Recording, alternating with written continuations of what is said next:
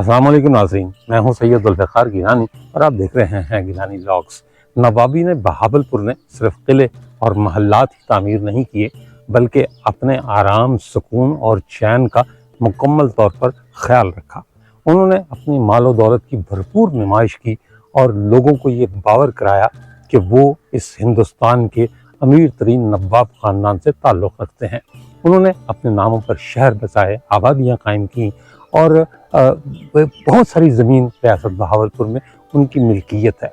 उन्होंने सिर्फ यही नहीं किया, बल्कि जब बर्रसगीर पाक व हिंद में रेलगाड़ी मुतारिफ़ कराई गई, यानी ट्रेन मुतारिफ़ कराई गई, तो उन्होंने अपने उस शहर में जहाँ बेशतर नवाब पैदा हुए थे, एक रेलवे स्टेशन कायम किया जिसका नाम नवाबों की मुनासबत से रखा गया, डेरा नवाब साहब।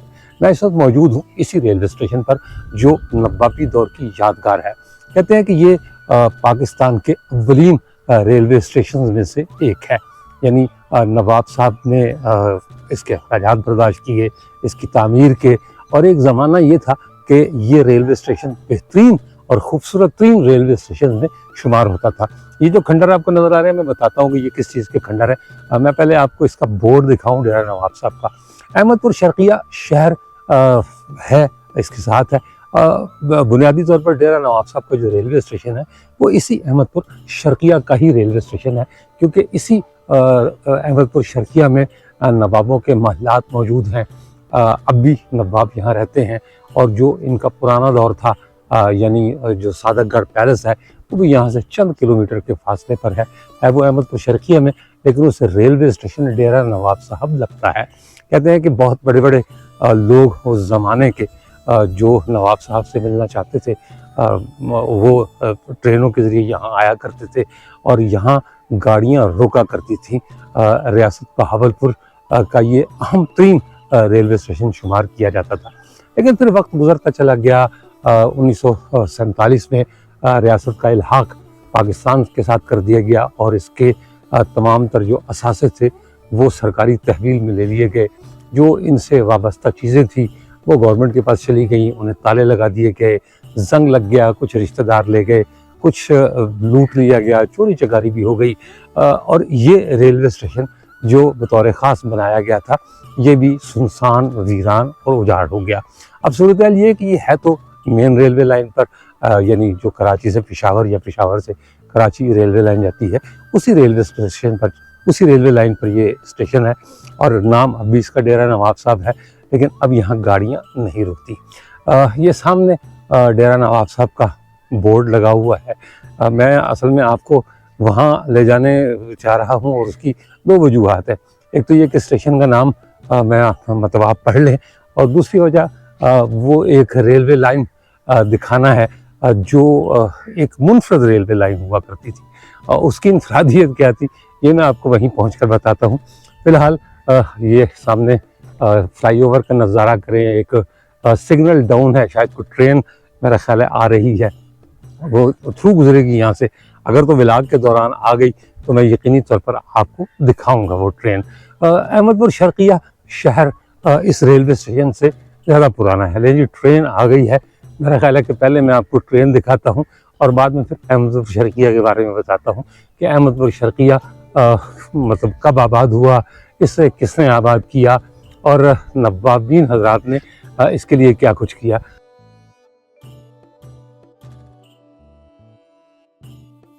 चंद बातें अपने नाज़रीन से। व्लॉगिंग मेरे नज़दीक एक मिशन है। मैं चाहता हूँ कि नई नस्ल को माजी के उस विरसे से रूशनास कराऊँ जो आहिस्ता आहिस्ता अपना वजूद खो रहा है। मेरी दरख्वास्त है कि इसमें मेरा साथ दीजिए। मैंने अपने व्लॉग की डिस्क्रिप्शन में और इसके पहले कमेंट में अपना इजी पैसा और अपना बैंक अकाउंट नंबर दिया है, ताकि वो नाजरीन जो इस मिशन में मेरा साथ देना चाहते हैं मेरी माली इआनत करें। व्लॉगिंग के लिए मुझे बहुत दूर दूर सफ़र करना पड़ता है, वहाँ के अखराजात बर्दाश्त करने पड़ते हैं। कुछ लोग ये कहते हैं कि तुम सैयद होकर मांगते हो, तुम चंदा मांग रहे हो, खैरात मांग रहे हो। ऐसा कुछ नहीं है। मैं ये चाहता हूँ कि ये मिशन जो मैं लेकर चला हूँ, ये मिशन इसी तरह जारी और सारी रहे। जब तक मेरे दम में दम है, मैं वो चीज़ें अपने लोगों को, आपको, सबको दिखाता रहूं जो आहिस्ता आहिस्ता मिटती जा रही हैं। इससे पहले कि ये विरसा ख़त्म हो जाए, मैं चाहता हूँ कि इसे नए लोगों तक, उन लोगों तक पहुँचाऊँ जिन्होंने ये चीज़ें नहीं देखी। लिहाजा मैं दरख्वास्त करूँगा कि इसमें ये समझकर मेरी माली इआनत करें कि आप एक मिशन में, एक ऐसे मिशन में जो लोगों को एजुकेट करने के बारे में है, उसमें मेरा साथ दीजिए। आपका बहुत शुक्रिया। आइए पहले ट्रेन देखते हैं। थ्रू ट्रेन है, ये ट्रेन आपको दिखाई दे रही होगी आते हुए। फिर इसके बाद हम अपना व्लॉग कंटिन्यू करते हैं। मेरा ख्याल है कि मालगाड़ी लग रही है मुझे दूर से, क्योंकि धुंध है, हेज़ आप इसे कह सकते हैं, धुंध नहीं है, हेज़ कह सकते हैं। हाँ जी, मालगाड़ी है, यानी फ्रेट ट्रेन है, और वो चलती भी उसी अंदाज में है, मतलब सुस्त रवि से चलती है।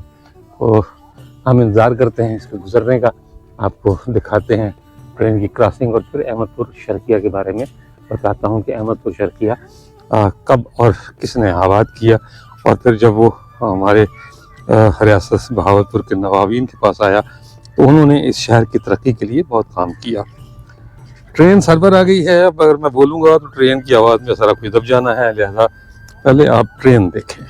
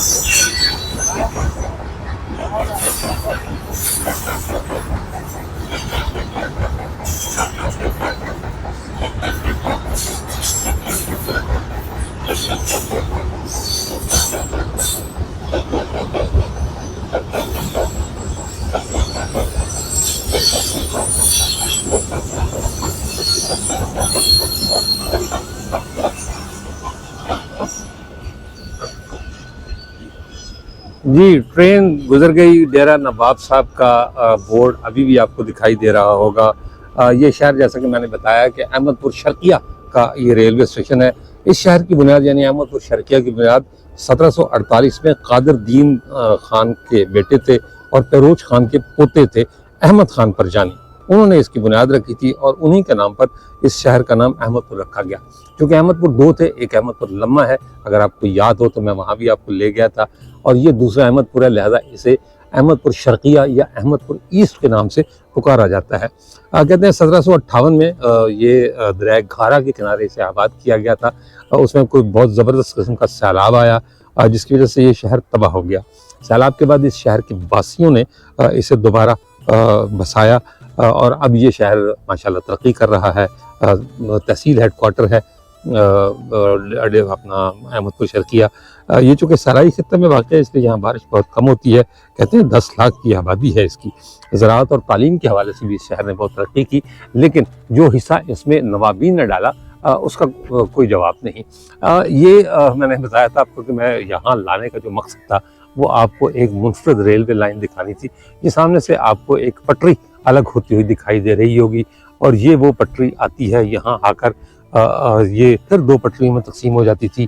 एक पटरी तो सामने एक वो डेड एंड जो बना हुआ है, जैसे रेलवे की ज़बान में धक्का कहा जाता है, वहाँ जाकर ख़त्म हो जाती है, और दूसरी पटरी आगे इस प्लेटफॉर्म के साथ जाती है, और ये उस खंडर तक जाया करती थी जो खंडर मैंने आपको रास्ते में आते हुए दिखाया है। अब तो पटरी उखड़ गई, यानी यहाँ तक पटरी है, और उसके बाद आगे पटरी नहीं है, बल्कि हमवार ज़मीन शुरू हो जाती है।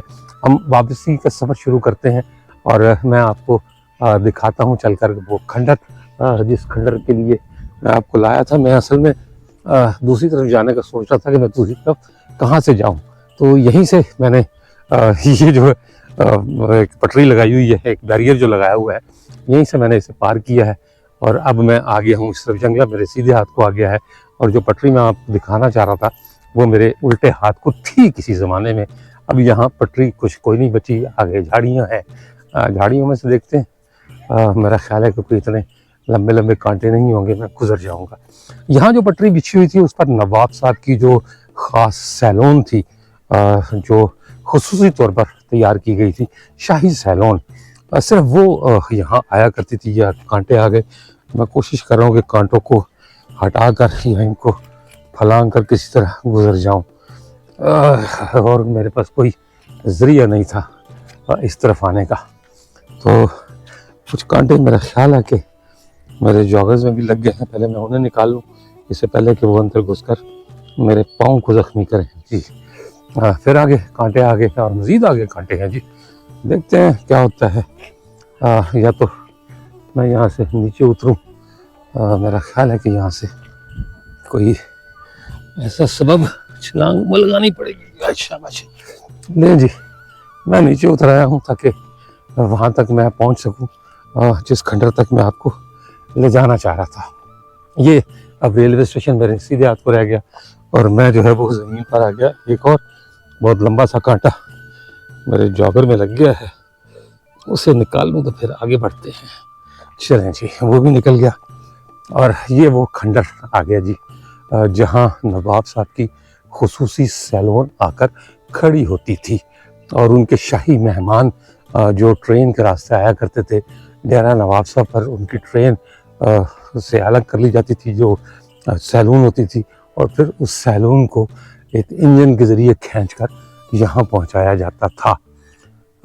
ये दोनों तरफ प्लेटफॉर्म तो एक ही तरफ था, यानी उल्टे हाथ को जो आपको जगह दिखाई दे रही है ये शाही मेहमान खाना था और नवाब साहब अपने मेहमानों का यहीं खैर मकदम किया करते थे। ये इसका खारजी रास्ता है, किसी ज़माने में ईंटों की सोलंग से ये बना हुआ था, लेकिन अब वो ईंटों की सोलंग भी ख़त्म हो गई।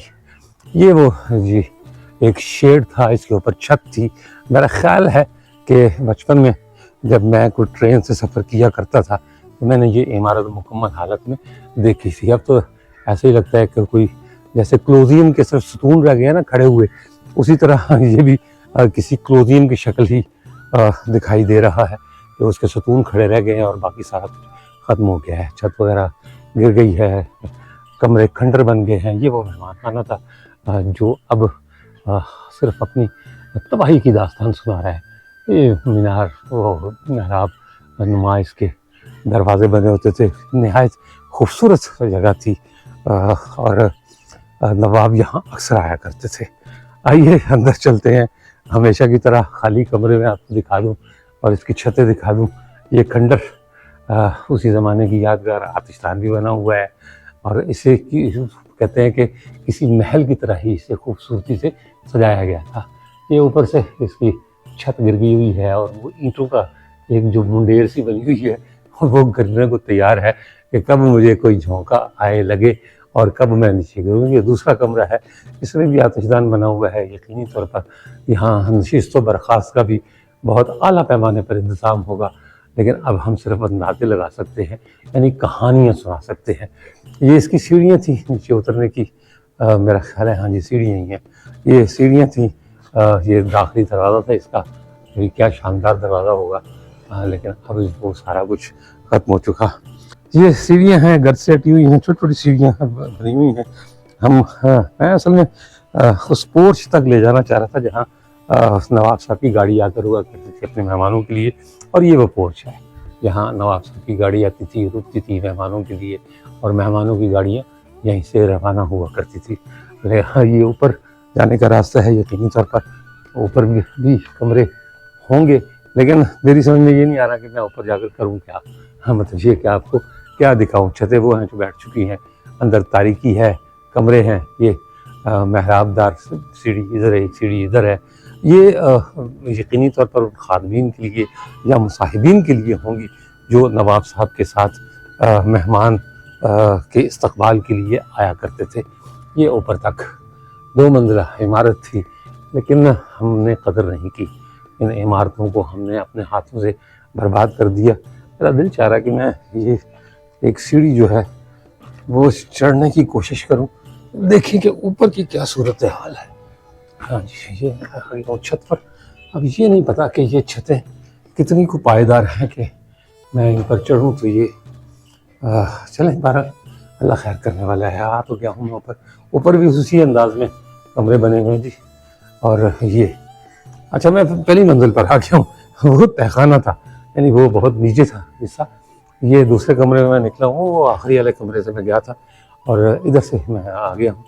और अब फिर वही क्लोदियम वाले सतून वो मुझे नज़र आना शुरू हो गया।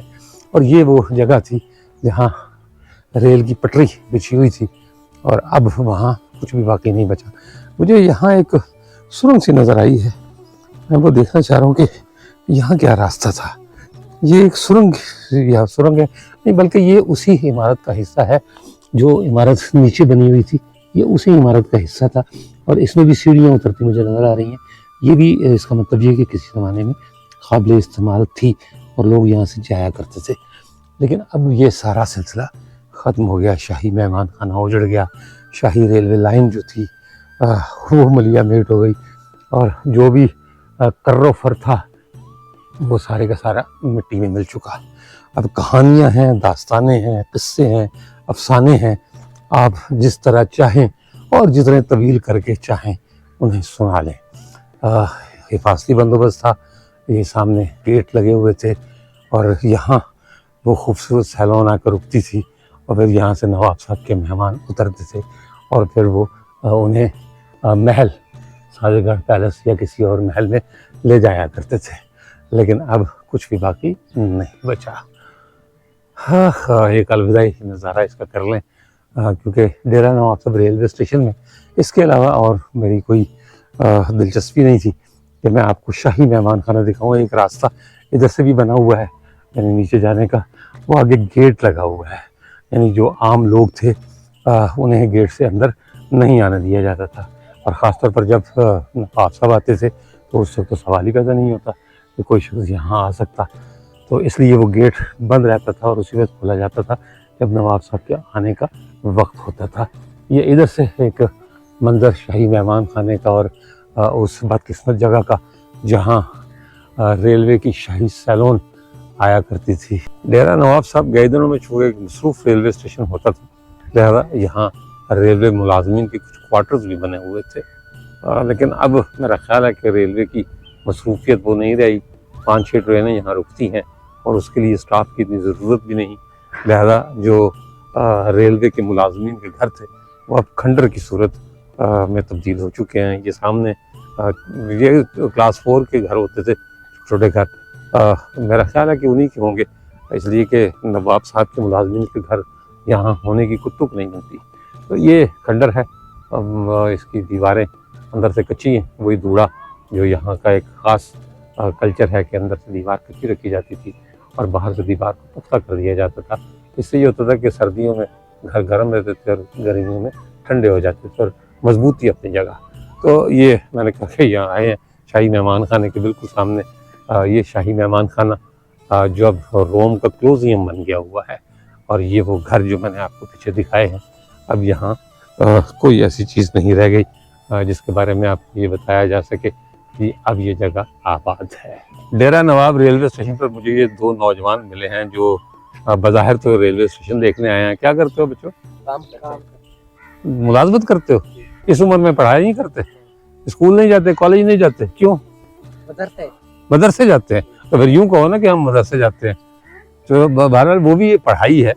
इनका कहना ये सच है कि हमें आप जो है वो इसमें ले लें वीडियो में तो आपका चैनल सब्सक्राइब कर लेंगे, लेकिन ये मत समझिएगा कि मैंने लालच क्या कर लिया। ये बच्चे हैं, अल्लाह ताला इन्हें ज़िंदगी दे, खुश रखे, सलामत रखे। डेरा नवाब साहब रेलवे स्टेशन का प्लेटफॉर्म अब तो सुनसान पड़ा है। इसकी जो इमारत है उसमें भी गुंबद बनाए गए हैं, यानी इसे भी महल की सूरत में बनाया गया है। छोटा सा रेलवे स्टेशन है, यानी जो इसकी दफ्तर की इमारत है वो इतनी बड़ी इमारत नहीं है, छोटी सी इमारत है, लेकिन अपने ज़माने में खूबसूरत होगी। कुछ इमारतें प्लेटफॉर्म के ऊपर बनी हुई हैं जिनमें नायब स्टेशन मास्टर का दफ्तर और जो ट्रेन को रनिंग में रखते हैं उन लोगों के दफातर ऊपर हैं और स्टेशन मास्टर वगैरह का दफ्तर जो है वो नीचे है। तो आइए जब रेलवे स्टेशन पर आए हैं तो वो भी मैं दिखा दूं कि सामने डेरा नवाब साहब बहुत बड़े बड़े अल्फाज में लिखा हुआ है। ये छपरा लोगों को धूप से महफूज रखने के लिए, सामने कांटा है एक रखा हुआ है अंग्रेज़ दौर का। अगर आपको याद हो तो जब मैंने तरकी रेलवे स्टेशन का इलाज किया तो इसी तरह का एक कांटा रखा हुआ था। उस कांटे को हमने चलाने की कोशिश की, हमसे नहीं चला वो, बल्कि हमने मोहम्मद अली को खड़ा कर दिया था, इसका तो कांटे ही जवाब दे गया था। वो कहते हैं जी कि 290 या वैसे पता नहीं 190 किलोग्राम तक वजन तोलता है और मोहम्मद अली उस पर पूरे नहीं आया। मोहम्मद अली माशाल्लाह बहुत दूर बैठा है इस वक्त दीना में और मैं यहाँ व्लॉग कर रहा हूँ, लेकिन वो पल पल मेरे साथ है, मेरी खैर खबर रखता है कि कहाँ है। तो दफ्तर टिकट कलेक्टर एंड मालूमात, इसका जो इफ्तिताह था जनरल सुपरिटेंडेंट पाकिस्तान रेलवे, यानी ये जो बिल्डिंग आप देख रहे हैं सर, तो 1994 में किया गया था कसरानी बलोच साहब ने। और ये इमारत ये 1878 में ये इमारत बनी थी, रेलवे स्टेशन बना था। क्योंकि जो मेरे पास मालूमात हैं उनके मुताबिक 1875 से ये रेलवे लाइन ऑपरेशनल है और इसे अबरीन रेलवे स्टेशन में से एक करार दिया जाता है। कुछ ट्रेनें रुकती भी हैं जी, ये मेरा ख्याल है कोई अल्लामा इकबाल ज़िक्रिया, फरीद कागज़ बिल हज़ारा और अवाम एक्सप्रेस ये रुकती हैं यहाँ पर। लेकिन ये कोई ऐसा वक्त नहीं है ताकि मैं इंतज़ार करूँ किसी ट्रेन का, इसलिए और मेरे पास इतना वक्त है भी नहीं। तो ये वो इमारत है और ये वो जो गुंबदों वाली इमारत का मैं जिक्र कर रहा था कि इसकी जो बुनियादी इमारत है उसमें गुंबद बनाए गए हैं। कितने गुंबद है जी? 2 गुंबद नज़र आ रहे हैं। हाँ जी, ये डेरा नवाब साहब का मेन रेलवे स्टेशन है। दरमियान में 2 गुंबद है और साइडों पर भी 2 गुंबद है, यानी मजमूई तौर पर 4 गुंबद हैं इस इमारत के। अच्छी खूबसूरत इमारत। इस वक्त इसमें चूना चूना करके पता नहीं इसका क्या हासिल कर दिया गया है, लेकिन मुमकिन तौर पर नवाबी दौर में जब नवाब साहब हयात थे और यहाँ उनके मेहमान भी आया करते थे, तो ये मेरा ख्याल है खूबसूरत इमारत होगी। आसार यही बताते हैं। वो साथ जो है वो टिकट घर है और जो सेकंड क्लास के जो लोग होते थे या जो जिसे आप इकोनॉमी क्लास कहते हैं, उसके मुसाफिरों की इंतज़ारगाह है।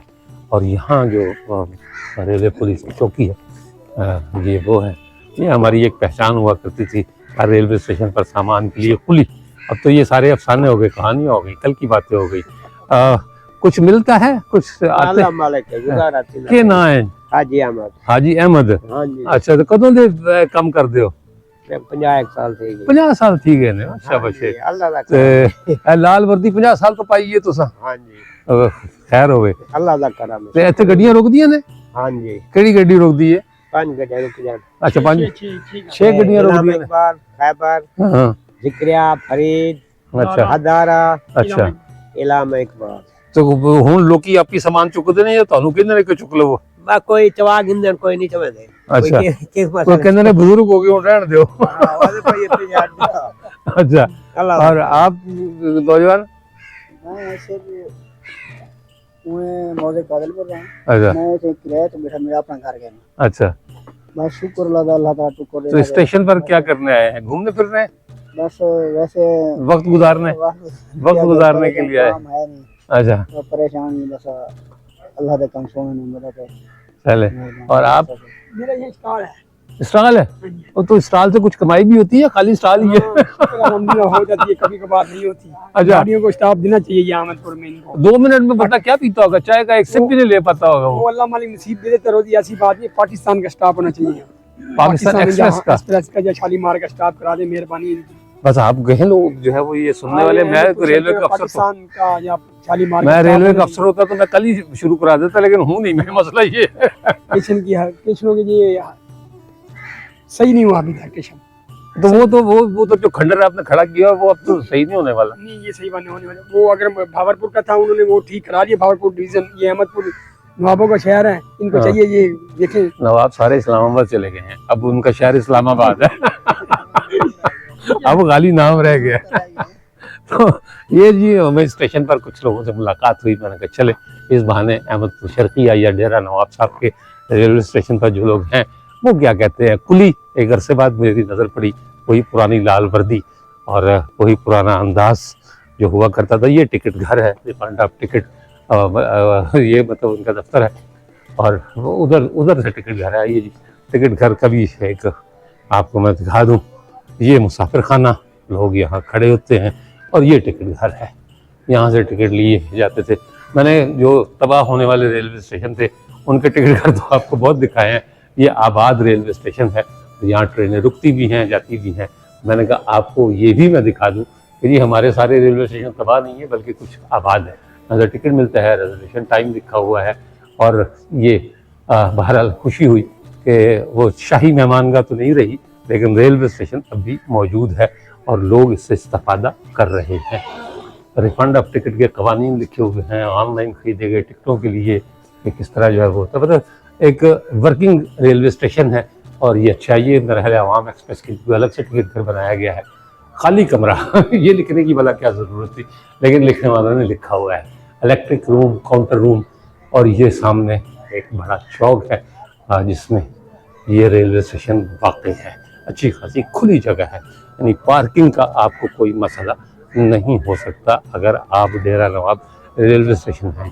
और ये वो फाटक है जो रास्ता शाही मेहमान खाने को या शाही एक जो था वो सामने इमारत नज़र आ रही है शाही मेहमान खाने की, जहाँ सैलून रुका करता था कि नवाबीन के मेहमानों का, ये उसकी फाटक है और ये बंद कर दिया जाता था और जब नवाब साहब आते थे तो ही खोला जाता था। कुदरत के काम भी बहुत निराले हैं। वो लोग जिनके पाँव कभी नंगी ज़मीन पर नहीं पड़ा करते थे बल्कि जब भी वो पाँव रखते तो किसी नरमो गुदास कालीन पर रखा करते थे, आज वो खुद मनोमट्टी तरह सो रहे हैं। जो चीज़ें उन्होंने अपने लिए बनाई, अपनी आसाइश के लिए, अपने आराम के लिए, वो भी अब खंडरों की सूरत इख्तियार कर चुकी हैं, यानी वो भी अब सलामत नहीं रह गई। हम ये नहीं कह सकते कि अगर कोई शख्स कोई चीज़ बना कर गया तो वो आज उसके नाम का डंका पीट रही है या उसका नाम बता रही है। अब सिर्फ कहानियाँ हैं, अफसाने हैं, किस्से हैं, सुनाने के लिए आप उन्हें जितना चाहे लंबा कर लें और जिस अंदाज में चाहे सुना लें, लेकिन हकीकत यही है कि वो लोग नहीं रहे, उनकी बनाई हुई इमारतें नहीं रहीं और उनका नामो निशान तक ख़त्म हो गया। डेरा नवाब साहब रेलवे स्टेशन अभी मौजूद है और जाहिर सी बात है कि जब तक ये रेलवे लाइन है, जब तक ML1 नहीं बन जाती उस वक्त तक तो कम से कम डेरा नवाब साहब रेलवे स्टेशन है। लेकिन नवाब नहीं रहे, यानी डेरे रह जाते हैं, नाम रह जाते हैं, उनके निशान रह जाते हैं, लेकिन उन्हें बनाने वाले नहीं रहते। ये जो एक साइकिल है कि हर वो ज़ीरू जो इस दुनिया में आया है उसने इस दुनिया से जाना है और इस बात की कोई कैद नहीं कि वो बादशाह हो, हुक्मरान हो, नवाब हो या कोई गरीब आदमी हो।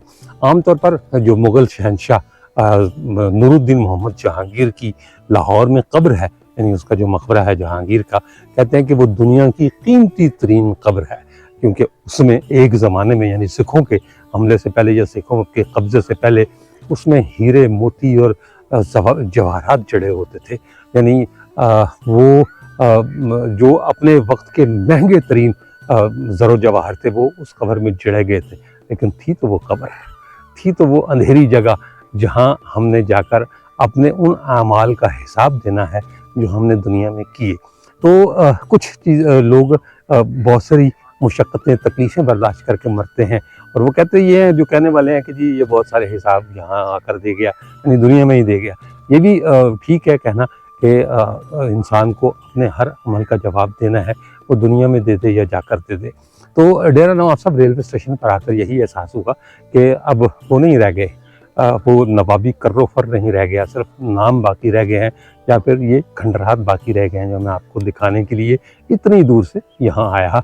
इसके साथ ही इजाज़त दीजिए, इंशाअल्लाह ताला अगले व्लॉग में दोबारा मुलाकात होगी। तब तक के लिए अल्लाह हाफ़िज़।